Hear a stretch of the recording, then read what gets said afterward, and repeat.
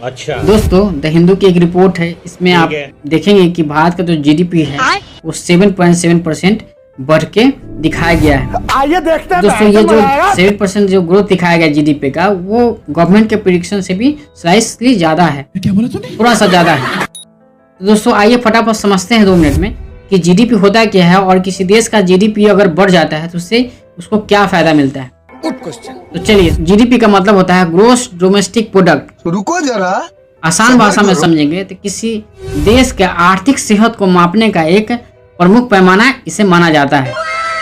दोस्तों, suppose that आपकी आय जो है वो 5% लापरवाही का नतीजा और महंगाई दर जो रही है वो 6% रही है।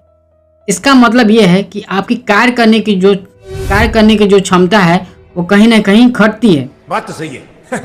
लेकिन दोस्तों, यदि आपकी आय 10% है और जो महंगाई है वो 5% है तो कहीं ना कहीं आप बेहतर स्थिति में पाए जाते हैं। रुको जरा, इसलिए दोस्तों, आम लोगों के लिए जीडीपी नहीं बल्कि रोजगार, महंगाई, वेतन आय वृद्धि, ग्रामीण और शहरी मांगे मैटर करती है। अब दोस्तों, भारत में जैसे आपको पता है कि भारत का जो 70% लोग हैं वो कृषि पर डिपेंडेंट है। अभी यार ये समझिए कि जो भारत का जो जीडीपी बढ़ गया तो क्या यार किसानों का जो आय है क्या वो भी बढ़ गया?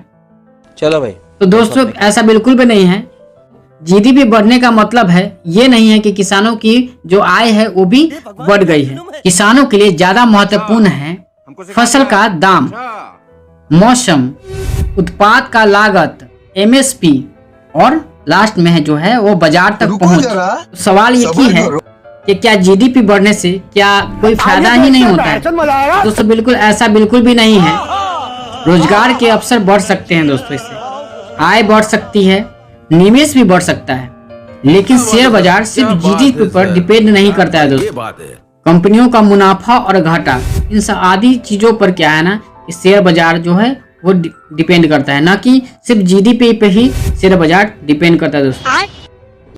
जय हिंद।